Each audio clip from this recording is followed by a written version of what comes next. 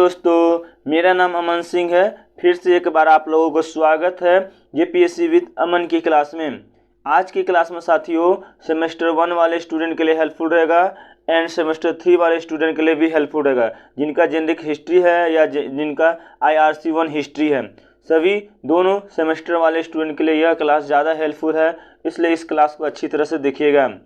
आज का important question है साथियों कि उत्तर वैदिक आर्यों की राजनीतिक, सामाजिक, आर्थिक एवं धार्मिक दशा का वर्णन करें। इस टाइप का क्वेश्चन आता है तो सबसे पहले आप लोग इंट्रोडक्शन यानी परिचय से आंसर को स्टार्ट कीजिए। देखिए किस तरह से इजी वे में इंट्रोडक्शन दिया जाता है। देखिए उत्तर वैदिक सभ्यता, ठीक है। देखिए युग के अंतर्गत उत्तर वैदिक सभ्यता अर्थात वैदिक काल से हमारा आशय उस काल से है जिसमें 3 वेद, यजुर्वेद, सामवेद, अर्थवेद या ब्राह्मण्य ग्रंथ या आरण्यक तथा उपनिषद की रचनाएं हुई है। मतलब हम लोग उत्तर वैदिक काल को उस काल से हम लोग समझ सकते हैं जिस काल में यजुर्वेद था या सामवेद था, अर्थवेद था, ठीक है, आप लोग समझ सकते हैं, या ब्राह्मण ग्रंथ हुआ था, आरण्यक हुआ था, उपनिषद हुआ था। इतने सारी जितने भी रचनाएं हुई थी सब किस काल में हुई थी? उत्तर वैदिक काल में हुई थी। तो इसमें आर्य सभ्यता का विकास एवं विस्तार हुआ था। इसमें आर्य सभ्यता क्या हुआ था?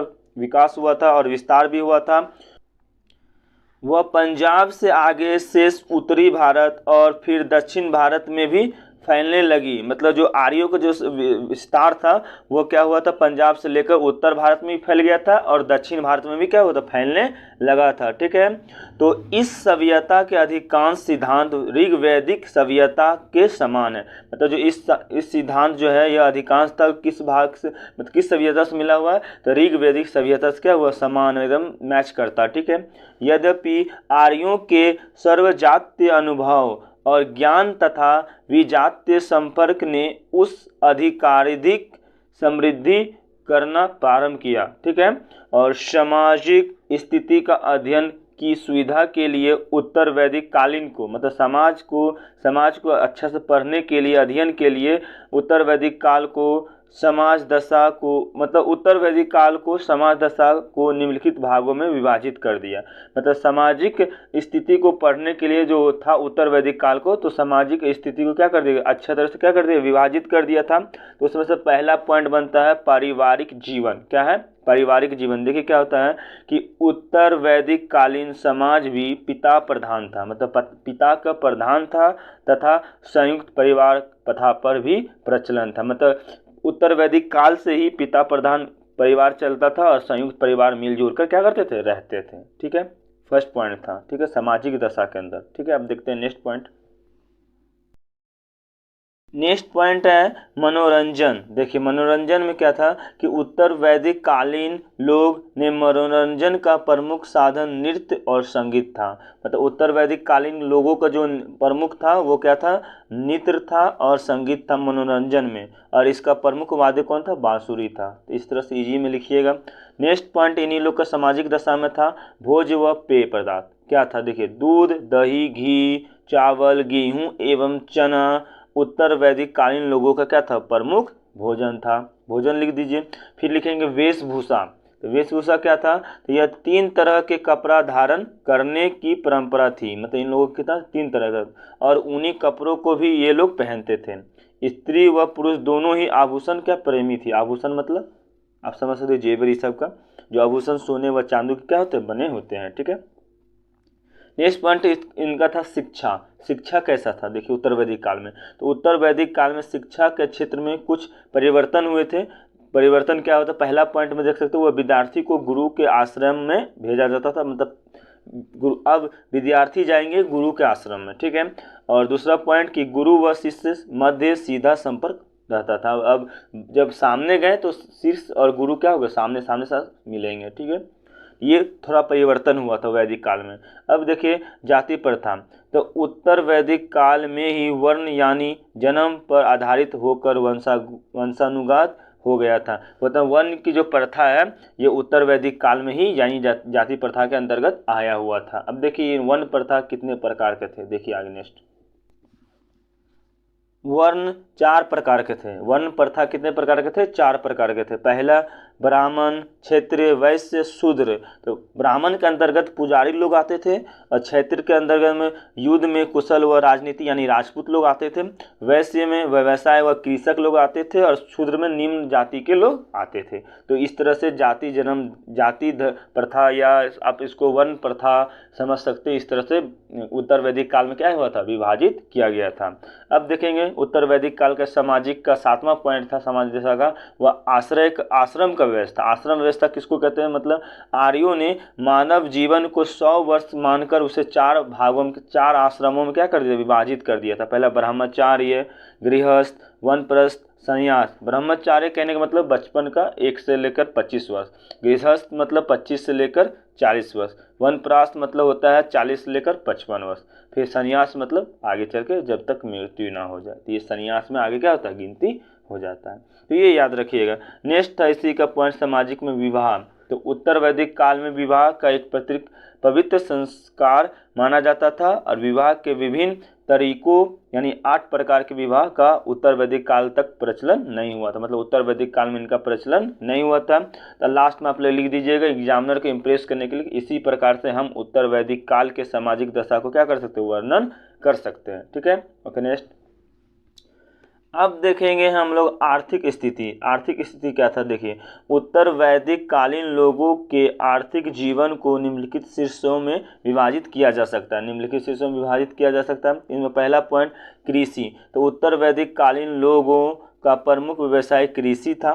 ठीक है, खेती के तरीके, बीज, फसल आदि के क्षेत्रों में महत्वपूर्ण विकास हुआ था। तब खेती में क्या हुआ था कि फसल, बीज, इस सब में क्या हुआ था, विकास हो गया था। ठीक है, और हल का भी प्रयोग किया जाने लगा था। हल मतलब जो खेत में जोता जाता है, आप लोग समझ सकते हैं। और प्रमुख फसल क्या था इसमें, तो गेहूं चावल थी। ठीक है, गेहूं चावल। अब उसी में आर्थिक स्थिति में पशुपालन भी ये लोग करने लगे थे। पशुपालन में क्या था, देखिए तो उत्तर वैदिक काल में भी पशुपालन अर्थव्यवस्था का प्रमुख आधार था। ठीक है, पशुपालन होने लगा था। और प्रमुख पालतू पशु कौन था, तो गाय। किसको पालता था, गाय को, भैंस को, बकरी को, बैल को। तो ये सब ऐसे जानवर को पालते थे जिससे क्या होता, फायदा हो। ठीक है, जो पशुपालन चलने लगा था। अब देखिए नेक्स्ट, गृह उद्योग या व्यवसाय। गृह उद्योग यानी होम मतलब होम, घर में काम करने वाला, या व्यवसाय क्या था, बिजनेस। तो उत्तर वैदिक काल तक अनेक व्यवसायों की उत्पत्ति हो चुकी थी। ठीक है, अनेक व्यवसायों क्या हो चुकी थी, उत्पत्ति हो चुकी थी। और प्रमुख गृह उद्योग कौन कौन थे, तो सुनार थे, मतलब सोना का काम करते थे, जुलाहे, कुम्हार, लोहार, मछुआरे, ये सब आदि काम घर से भी रह के किया जा सकता था। इसको गृह उद्योग या व्यवसाय कह सकते थे। अब देखेंगे हम लोग नेक्स्ट पॉइंट था इसी में व्यापार और वाणिज्य। व्यापार और वाणिज्य में क्या था, देख सकते हैं कि उत्तर वैदिक काल में आंतरिक एवं वैविधिक दोनों प्रकार के व्यापार प्रचलित थे। मतलब विदेशों से भी व्यापार होता था, यानी दूसरे जगह से भी, और आंतरिक व्यापार भी क्या होता था। तो इसी प्रकार से हम लोग लिख सकते हैं, हम वर्णन कर सकते हैं। इसी प्रकार से हम वर्णन कर सकते हैं आर्थिक स्थिति को। ठीक है, थोड़ा एग्जाम में इम्प्रेस होगा। अब देखते हैं नेक्स्ट पॉइंट। नेक्स्ट पॉइंट है धार्मिक दशा। नेक्स्ट पॉइंट है धार्मिक दशा। धार्मिक दशा क्या था, देखिए तो उत्तर वैदिक काल की धार्मिक स्थिति में अत्यधिक परिवर्तन हुआ था। क्या हुआ था, अत्यधिक परिवर्तन। क्या क्या परिवर्तन जो निम्नलिखित है, देख सकते हैं क्या हुआ था। यज्ञ के साथ साथ अनेकों अनुष्ठान व मंत्र विधियों भी प्रचलित हो गई थी। मतलब मंत्र भी होने लगा था, यज्ञ भी होने लगा, अनेक बहुत सारा होने लगा था। ठीक है, धार्मिक में पूजा इसमें। और क्या हुआ था कि यज्ञों में बलि का महत्व बढ़ गया था, बलि देना महत्व हो गया था। और यज्ञों में पुरोहित जो पूजा करने वाले थे उसकी संख्या भी क्या हुआ था, बढ़ गई।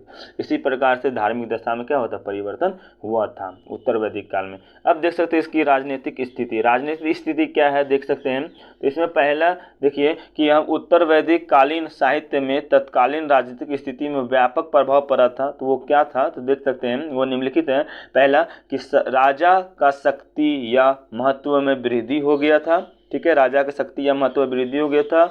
और राजा का पद वंशानुगत हो गया था, मतलब वंश के अनुसार चलने लगा, वंशानुगत हो गया था। ठीक है, नेक्स्ट पॉइंट इसी में लिख सकते हैं। सेना एवं न्याय अभी पूर्णतः क्या थी, अस्थाई नहीं था। मतलब इसमें सेना और न्याय जो था पूर्णतः स्थायी नहीं हुआ था। ठीक है, और नेक्स्ट पॉइंट देखिए। नेक्स्ट पॉइंट है कि उत्तर वैदिक काल में राज्य को अनेक विभागों में रचना की गई थी, मतलब अनेक विभागों में बांट दिया गया था, जिसमें से प्रमुख थे पहला विभाग तो वित्त विभाग, निरीक्षण विभाग, आरक्षण एवं सेना विभाग, स्थानीय शासन विभाग। मतलब क्या किया गया था कि वैदिक काल में राज्यों को क्या गया था, विभागों में क्या गया था, बंटवारा कर दिया गया ताकि राज्य क्या करे, अच्छे तरह से क्या करे, चले। ये उत्तर वैदिक काल में ही हो चुका था। ठीक है, तो इस प्रकार से हम राजनीतिक स्थिति को भी क्या कर सकते हैं, वर्णन कर सकते हैं। इसके बाद यहीं पे आप लोग आंसर को एंड कर दीजिएगा। आई स्वेयर हम आप लोगों को बता रहे, आप लोगों को अच्छा मार्क्स मिलेगा, 20 में से शायद 19 मार्क्स आप लोगों को 100% मिलेगा। फिर मिलेंगे नेक्स्ट क्लास में, तब तक के लिए बाय बाय, टेक केयर।